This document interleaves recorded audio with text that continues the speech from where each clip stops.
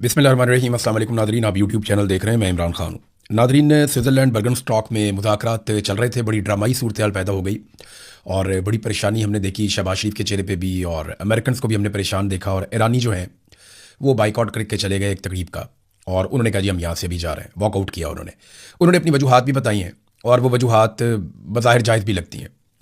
हुआ क्या, ये मैं आपको बता देता हूँ। एक तो सबसे पहले आप ये ध्यान में रखें कि ईरानी मरकज़ निगाह बने रहे, यानी जो आलमी मीडिया है उन्होंने ईरान को ज़्यादा रिपोर्ट किया। अमेरिकन जो हैं वो उस लेवल पे रिपोर्ट नहीं हो रहे। सारी नज़रें जो हैं वो ईरानियों की तरफ हैं कि वो क्या करते हैं, जैसे बॉल उनके कोर्ट में है। यानी वो जहाँ पे तस्वीर बनवानी थी, जिस जगह पे इकट्ठे होना था, उस हॉल में वो बाद में आए। पहले पाकिस्तान मौजूद था, अमेरिकन मौजूद थे, फिर वो बाद में आए। उन्होंने मीडिया पे खुशनुमा तस्वीर बनाने से भी गुरेज किया, बल्कि उन्होंने इनकार किया कि जनाब हम ये सेशन नहीं करेंगे कि तस्वीर बनाना, साथ खड़े होना, तो इस किस्म की चीज़ों में हम नहीं जाएंगे। उन्होंने ये नहीं किया। फिर उन्होंने एक जो तर्ज अमल अपना दिखाया वो विक्टिम वाला था, कि जैसे उनके साथ ज्यादती हो रही है और वो जुल्म का शिकार हो रहे हैं। तो ईरानियों ने वो तर्ज अमल विक्टिम वाला दिखाया। वो अपने जहाज़ के ऊपर भी मिनाब 168 लिख कर आए थे कि मिनाब स्कूल के अंदर उनकी 168 बच्चियां शहीद हो गई थी।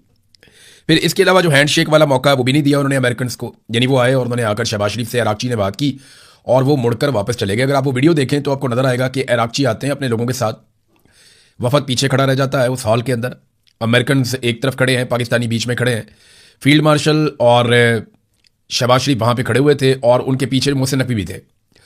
तो यहाँ से इराकची चलते हुए शहबाज शरीफ के पास आते हैं, दो चार जुमले बोलते हैं। शहबाज शरीफ साहब उन्हें इशारा करते हैं, वो रोकना चाहते हैं लेकिन वो रुकते नहीं, वापस मुड़ के चले जाते हैं। इसको वॉकआउट कहा जा रहा है। फिर फौरी तौर पर शहबाज शरीफ मोहसिन नकवी को उनके पीछे रवाना करते हैं बातचीत मनवाने के लिए।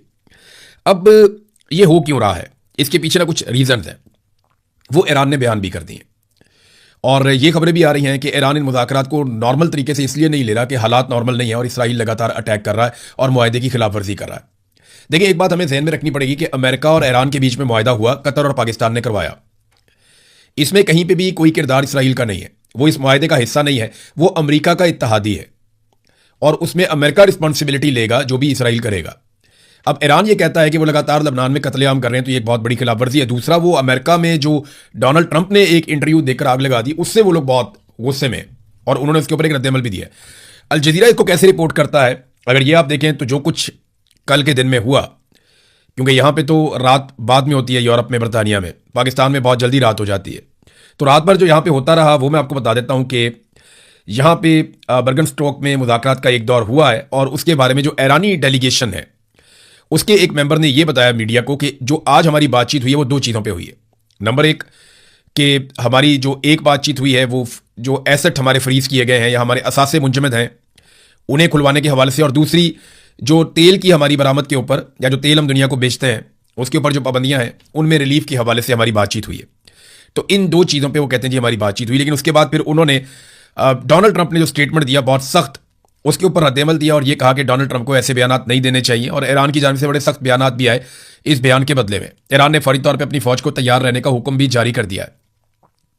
डोनाल्ड ट्रंप ने कहा कि we shall hit Iran very hard again, हम ईरान को बहुत बुरी तरह दोबारा मारेंगे if they don't immediately stop their highly paid proxies in लबनान फ्रॉम काजिंग ट्रबल, कि अगर वो लबनान के अंदर अपने बहुत सारा जो उन्होंने खर्चा करके अपनी प्रॉक्सीज बनाई हुई है लबनान में, उन्हें प्रॉब्लम पैदा करने से नहीं रोकता ईरान, तो फिर हम ईरान को दोबारा से बहुत बुरी तरह मारेंगे, ये डोनाल्ड ट्रंप ने कहा। दूसरी तरफ जनाब उन्होंने कहा जी हमें परवाह नहीं है डोनाल्ड ट्रंप की किसी भी धमकी की, और अमेरिकन थ्रेट्स को हम कुछ नहीं जुती थे लिखने। ईरानियों ने इस तरह बात की। उन्होंने अपनी फौज को लड़ाई लड़ने के लिए तैयार रहने का हुक्म दिया और उन्होंने कहा जी देखी जाएगी। अब इसराइल जो है वो गजा के अंदर भी लगातार कत्लेआम कर रहा है और लबनान के अंदर भी कत्लेआम कर रहा है। दूसरी जानिब इसराइल ने कुछ दिन पहले, जिसपे अमेरिका में और यूरोप में बहुत शोर मच गया था, ये ब्यूफोर्ट कैसल है, वहां पे एक किला है बहुत बड़ा और बड़ा यादगार किला है लबनान में, उस पूरे एरिया पे इसराइल ने कब्जा कर लिया था अपनी फौज के जरिए से। अब ये कब्जा उन्हें छोड़ना था इस मुआहदे के मुताबिक, लेकिन इसराइल ने कहा जी हम इस जगह को खाली नहीं करेंगे और हम इस जगह से पीछे नहीं हटेंगे। तो इसराइल मुज़ाकरात को तबाह करना चाहता है, ये बात जो ईरानी वफद है उनके लोगों ने स्विट्जरलैंड में मीडिया के लोगों से ऑफ द रिकॉर्ड बातचीत करते हुए कही। उन्होंने कहा जी एक तो ये इसराइल मुज़ाकरात को तबाह करना चाहता है, और जिन लोगों से हम मुज़ाकरात कर रहे हैं यानी अमेरिकन से, तो हम बहुत